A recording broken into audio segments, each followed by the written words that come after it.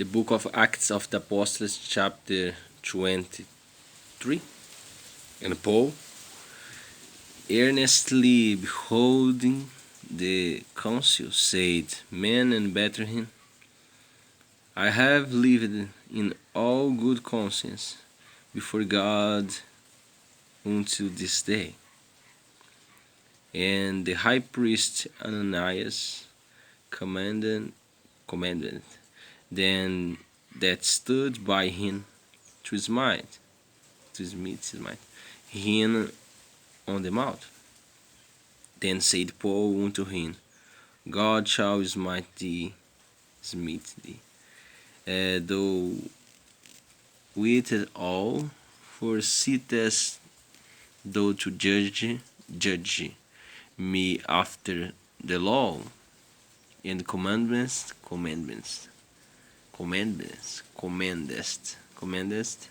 me to be smitten contrary to the law. And they that stood by side, revealest thou God's high priest? Then said Paul, I wist not, brethren, that he was the high priest, for it is written, Thou shalt not speak evil of the ruler of the people. But when Paul received that the one part were Sadducees, and the other Pharisees, he cried out in the council, Men and brethren, I am a Pharisee, the son of a Pharisee, of the hope and resurrection of the dead I am called in question. And when he had so said, there arose a dissension between the Pharisees and the Sadducees, and the multitude was divided. For the Sadducees say that there is no resurrection, neither angel, nor spirit, but the Pharisees confess both. And there arose a great cry, and the scribes that were of the Pharisees part arose and strove, saying, We find no evil in this man, but with a spirit or an angel hath spoken to him, let us not fight against God. And when there arose a great dissension, the chief captain, fearing lest Paul should have been pulled in the pieces of them, commanded the soldiers to go down and to take him by force from among them and to bring him into the castle. And the night following, the Lord stood by him and said, Be of good cheer, Paul, for as thou hast testified of me in Jerusalem, so must thou bear witness also at Rome. And when it was day, certain of the Jews banded together, and bowed themselves under a curse, saying that they would neither eat nor drink till they had killed Paul. And they were more than 40 which had made this conspiracy. And they came to the chief priests and elders, and said, We have bound ourselves under a great curse, that we will eat nothing until we have slain Paul. Now therefore, with the council signify to the chief captain that he bring him down unto you tomorrow, tomorrow.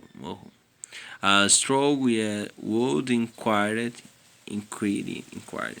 something more perfectly concerning him, and we, or ever he come near, and ready to kill him.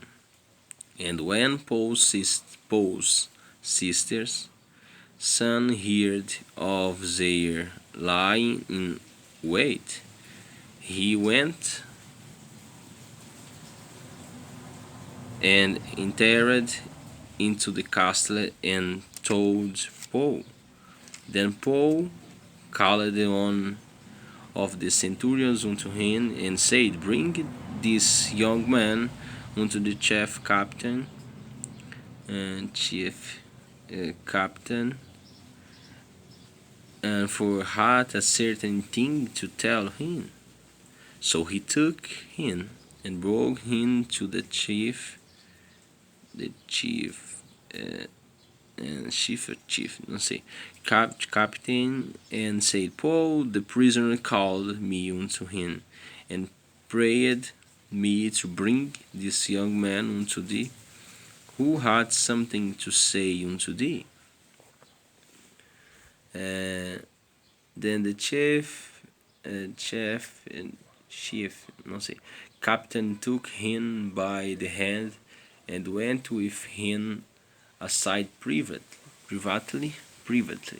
and asked him, What is that thou hast to tell me? And he said, The Jews have agreed to desire that thou wouldest bring down Paul tomorrow into the council. As strong they would inquire somewhat of him more perfect. But do not thou yield into them, for there lie in wait for him of them more than 40 men, which have bound themselves with an oath that they will neither eat nor drink till they have killed him. And now are they ready, looking for a promise from thee. So the chief captain then let the young man depart, and charged him, See thou tell no man that thou hast shewed these things to me. And he called him unto him 2 centurions, saying, Make ready 200 soldiers to go to Caesar, and